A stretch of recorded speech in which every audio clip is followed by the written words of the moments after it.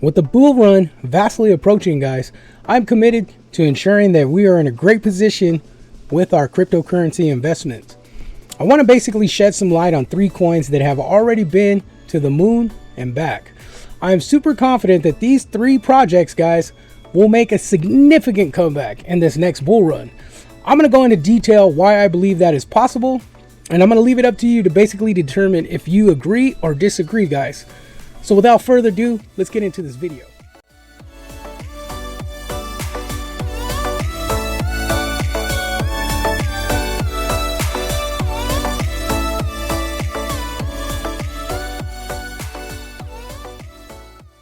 Alright guys, so if you guys are new to the channel, make sure you guys hit that like and subscribe, guys. I know that some of you may agree with me, some of you may disagree, but I mean, that's what we do in crypto, right? There's no wrong answer in crypto. There's no wrong projects in crypto unless it's a rug pull. Sorry, I got to throw that out there. Sorry. But anyway, so, you know, I'm just here to give you guys a little bit of advantage over, others in the crypto space, guys. So everything that I do as, community leader, guys, is to give you guys information that you could take and help yourselves make a decision based on how you want to invest in cryptocurrency, guys. So that's what I do. You know, some, like I said, some may agree, some may disagree, guys, but at the end, ultimately it's your decision whether you decide to invest in a crypto project, and that's what I'm committed to do, is give you guys information, guys.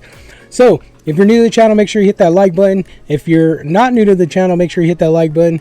If you disagree with me, make sure you hit that like button. And if you agree with me, make sure you hit that like button. But if you do disagree, make sure you leave a comment. All right, guys, let's get into it. So project number 1 that I'm going to talk about is Solana, guys. So why do I think that Solana is going to make a huge comeback, guys? Well, first of all, looking at Solana launched roughly about 2020 with around the $1 range or so. Solana actually took about a year to reach an all-time peak of about $258, guys. Prior to the bull run of the $258 all-time high, Solana was sitting roughly about where it is sitting right now, around the $17 to $20 range, guys. But what drove this project up is so unique, guys. Solana dubbed themselves as the Ethereum killer, guys. So they thought they were going to come in and take out Ethereum. However, they built a really robust system. So there was a lot of attention to Solana, guys. And then Solana was doing really well. They had some bugs, but you have to remember that they're going up against a big company like Ethereum, guys. But for Solana to actually hit that $258 level, that's got to say a lot for the project, guys. Now, it did take a big dump, guys. And what happened during this, or what caused this dump, guys? Well, there's a couple things that came into play, right? So we're going to talk about the FUD part about it, is that, you know, Solana had a lot of bugs. They had a little hacking issue that took place. Not only that, the biggest catalyst for them taking a huge dump was the FTX, guys. So SBF had bought, I believe it was about $121 million worth of Solana. Okay, so he held that. And then once that whole fraudulent thing came out, Solana, that just really was the icing on the cake, right? So we had some issues with some bugs in the system where there was a hacking, I believe, on the Solana wallet. So if you're holding Phantom, if you're in Phantom, you notice that there was some issues with the wallet one time where, you know, you're doing transactions and your coins were just getting sucked up like a vacuum. So that was an issue. But guys, and then to top it all off, the SBF FTX collapse, guys, really just wrecked Solana. And Solana had been beaten down, guys, but prior to that, they were on the right road. They're on the right path. If we could have knocked out and eliminated some of these issues that they faced prior to the FTX collapse, it may have not hit that hard, guys, but who knows. But to sum it all up, they ended up dealing with that, guys, and then they just took a tumble. So now we're looking at Solana, guys, sitting at around, I think we actually had an all-time low of $10, guys. But here's the thing to keep in consideration, guys, is that Solana did go down, and it went down tremendously into a dump to $10, which is pretty catastrophic. But on the flip side, they've been remaining pretty stable. And let me tell you why, guys. Because Solana continued to fix their blockchain. They continue to grow. I mean, they're huge in the NFT space, guys, but NFTs are not popping right now. But when NFTs start popping, you're going to see plenty of money that's being made off of Solana chain with NFT relation. Okay. And secondly, or thirdly, I don't know where I'm at, but Solana has the cell phone, the Saga, right? They got that going, which is a Web3 phone, guys. And then not only that, they just made a huge partnership in Dubai, something with power and energy and stuff like that, which is very critical because look, you know, this is where crypto's going, and crypto's expanding out into energy, into utilization, carbon. It's getting crazy, guys. So do I think Solana is going to make a huge comeback?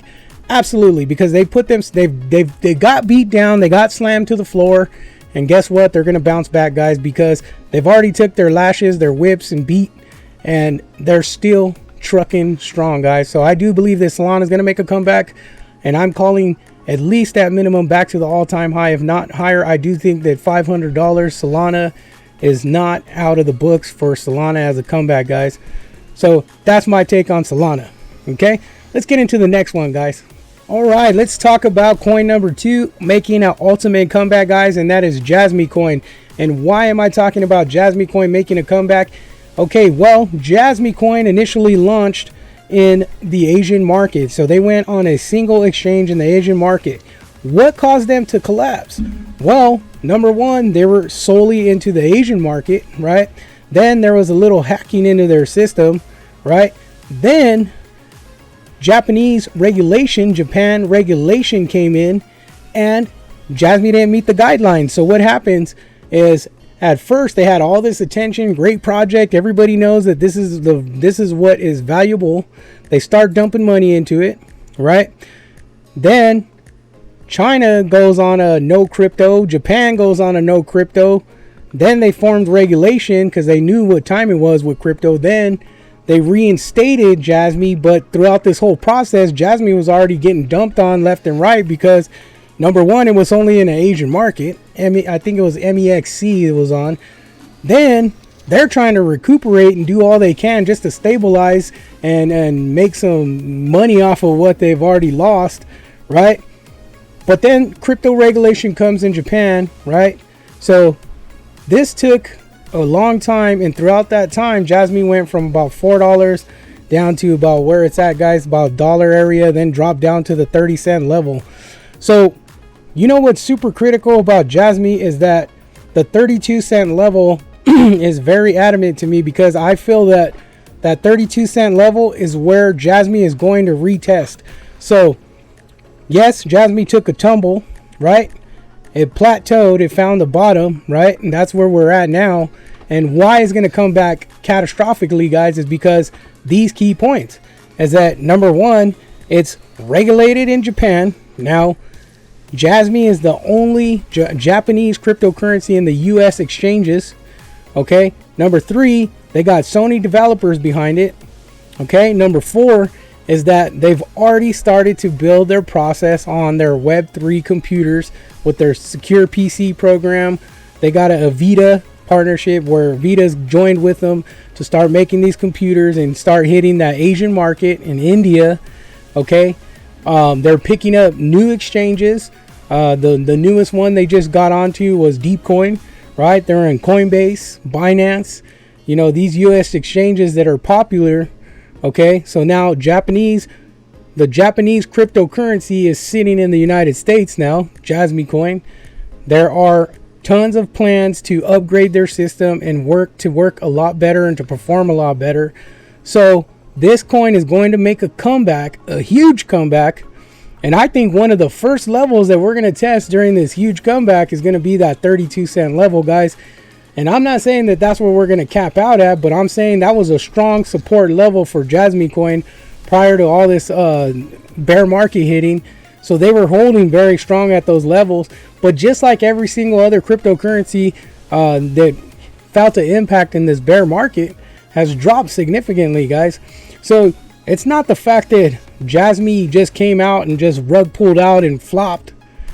Jasmy came out. All this crypto regulation came out.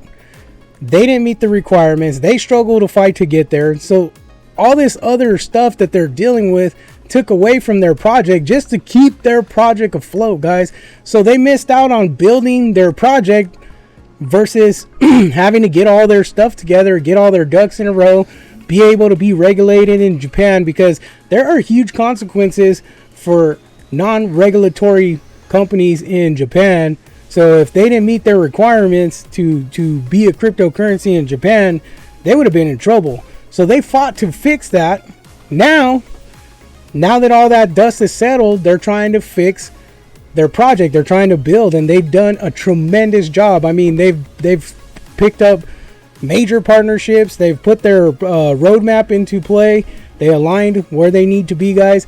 So Jasmy, and like I said, they are going to make a huge comeback in this next bull run, guys. And like I said, one of the first levels that I think of support is going to be tested is that 32-cent level, 32 to 38-cent level, guys.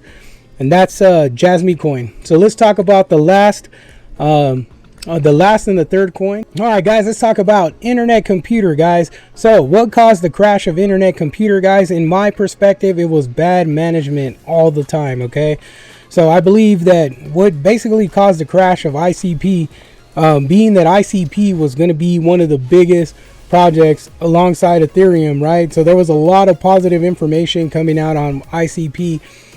They were building to be one of the world's largest computer systems, right? Integrating our day-to-day web technology, guys, from social media platforms to day-to-day business-to-business stuff that a lot of users use, guys. So when this project came out, they had really forecasted this project to be super huge. But what happened was is the side of the token management, guys. So they had distributed a mass amount of tokens. I believe it was in around $2 billion worth, 100 million or 10 million tokens, something like that, to I want to say private holders. I don't know. You guys could correct me if I'm wrong. But what happened is that these holders were putting their coins into the market, guys, to drive up the price and then dumping on the market, guys. So it was like pretty much a bad management of tokens given to or early investors, or buying from early investors. And what the early investors did, obviously, they put a lot of money into the market. This price went super sky high, guys. And then obviously everybody cashed out on the project and they started dumping on the project. Something similar that happened to ApeCoin, guys. But the problem with this is that this project was actually built to be a really robust system, guys, and it failed because it backfired on those who put the token distribution in place, right? So to me, it was bad management, allowing they basically didn't follow the rules of bigger crypto projects, guys. So they went around, they worked around it. They may have thought something different. I don't know what their thought process was behind it, but whatever it was, backfired on them and caused everybody to start dumping on ICP, because these people had, instead of locking those up, I think they had full access to it, and they started just to capitalize on the project. So that dumped it down significantly, guys. I'm talking a huge dump, guys. But here's the thing, guys. During this big flat line, I believe that the management team or Definity decided that they were going to have to rebuild and rebrand ICP, guys. So they didn't rebrand the name, but they rebranded all the utility behind it. So they basically had to work twice as hard just to keep this project afloat, guys. So if you look at it now, and why I believe that it's going to make a huge comeback is because the system that they have grown from when they originally started has been significantly updated, and there's plenty of utility inside this project, guys. And not only that, it has built a community. And to add, they also in Switzerland have started to focus on how developers could actually contribute to this project using daily utilization methods, right? So what they're looking to do is they have apps built in. Their software is pretty stellar, and they're basically on the same track as Ethereum is, guys. And what makes it unique, and why I think there is going to be a huge comeback for them, is I believe that they have, basically learned from getting, their butts kicked, and had to figure out a way how to rebuild this project. Now, the community and the utilization that they have tied together, and the way that the project is going currently, is kind of like all these companies, like the three that I'm talking about, have been essentially just beaten down. They haven't had an opportunity to shine. They've struggled a little bit, but they've picked themselves up. They dust themselves off. And I believe that these three projects are going to do major things, guys.